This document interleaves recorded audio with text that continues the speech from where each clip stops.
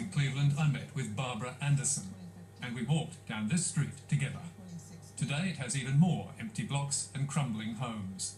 But, like Stephanie, Barbara is staying put. When I was last here in 2007, you said, I think we're halfway through the storm. Yes. Was that too optimistic, do you think? That was way too optimistic. Way too optimistic. Because even now we're not halfway through the storm. The more people have moved away. Yeah. Yeah. And they're going to continue to move away. What about your house? You owe more on your house than it's worth. Why did you walk away too? Why do you keep paying the mortgage?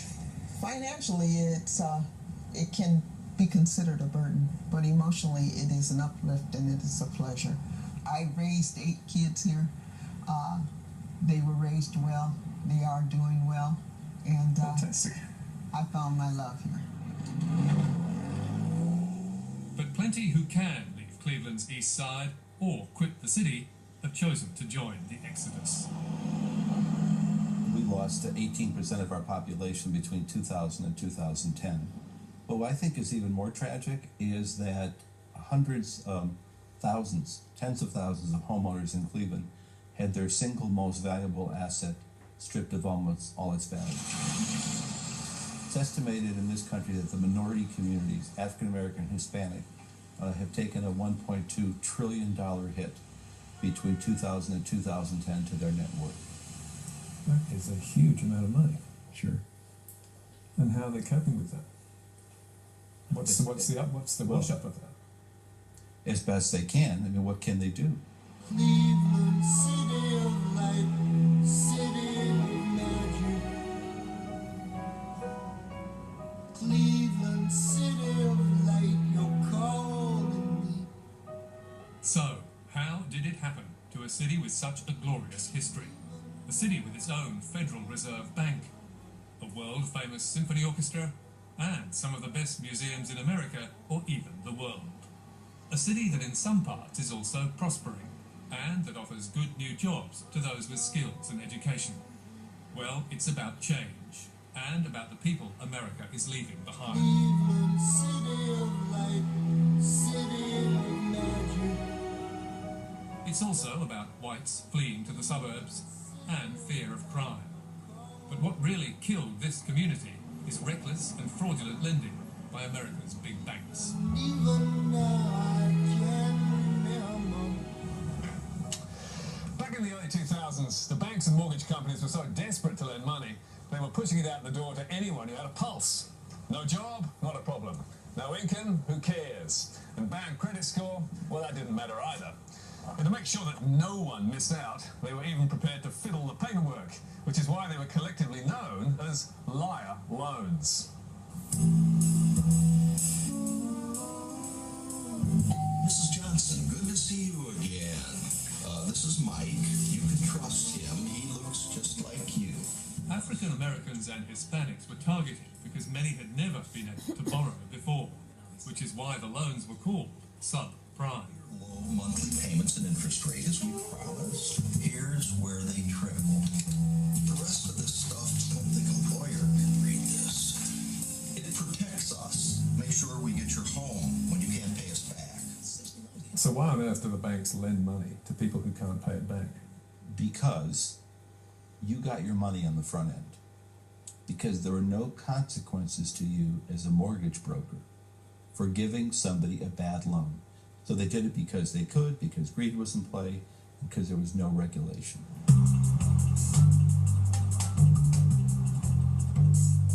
The brokers who made the loans sold them to Wall Street, where big banks like Goldman Sachs and Lehman Brothers packaged them into what were grandly called mortgage-backed securities. The ratings agencies then stamped them AAA or safe as houses, and the parcel was then passed to unsuspecting investors around the world. The real villainy really was at the Wall Street level. These are some of the smartest people in the country. These are the people who've been making money for generations. They were bringing in product from cities like Cleveland and Detroit and packaging it and selling it to investors all over the world. They were too smart to not have known. But the profits were too good, the bonuses were too huge, and you had no less than Alan Greenspan himself wizard at Wall Street who said nothing about this. So nobody was willing to speak out. What do you think of the Wall Street bankers who did this? Is this a family show? If it's a family show, I can't tell you what I really think. I think they're awful human beings. And they don't care. And they got away with it. That's what you have to remember. They got away with it. So no one went to jail? No one went to jail. Any of those bonuses get returned?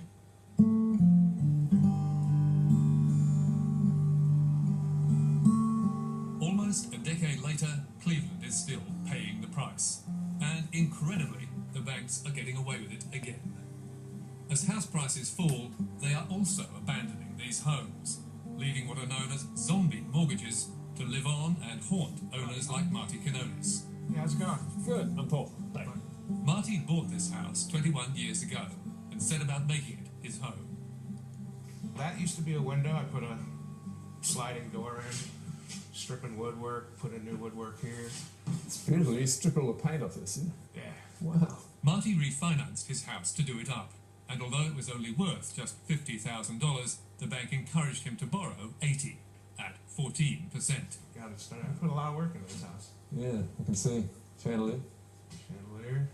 This year, he lost his job and fell behind with payments. The bank told him they were going to repossess his home. But then, unbeknown to him, it decided not to, leaving a zombie mortgage to haul him back. So what are you liable for to keep up the repair of this property? Correct. Even though you no longer live here? Correct. And even though you haven't paid the mortgage? Correct. And even though And I even don't though have the a bank's job. told you to move out, and you don't have a job? I became unemployed, and multiple times I've been laid off or lost my job 6 times in the past 8 years. What sort of jobs? I was in banking, doing loan servicing. I've been in collections. I've worked a couple restaurant jobs. I owned my own business for a while. That closed. So what are you going to do? My plan was just to walk away, but you can't walk away from the courts. So I was actually planning on moving down to Florida, and that's being postponed due to the court. Following the case of Martin Canonis for property at 1289 West 91st Street. Mr. Stenger, good morning. Good morning, Your Honor. Mr. Quinones, good morning.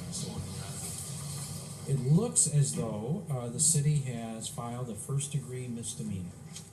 Marty is required by Cleveland's building code to keep his house in good repair, and it's the housing court's job to see that he I does. don't know if you're But arranging... Judge Raymond Pianka isn't just interested in that.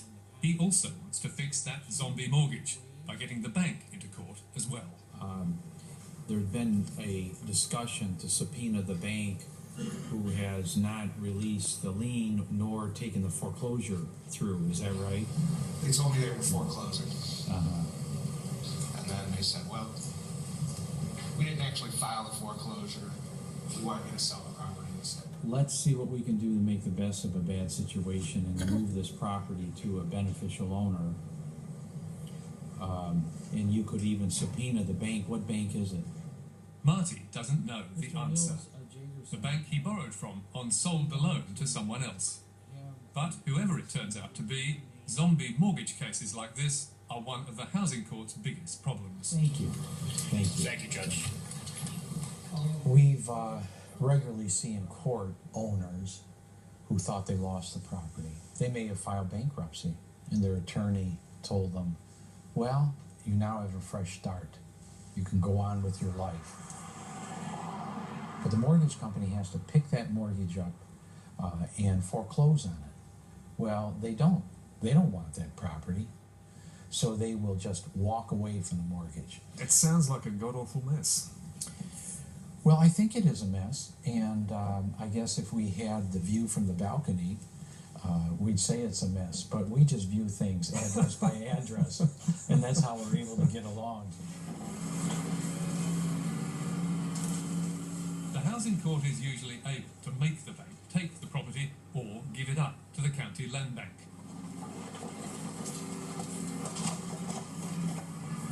And the land bank can then find someone to live in the house and repair it, or more likely, knock it down.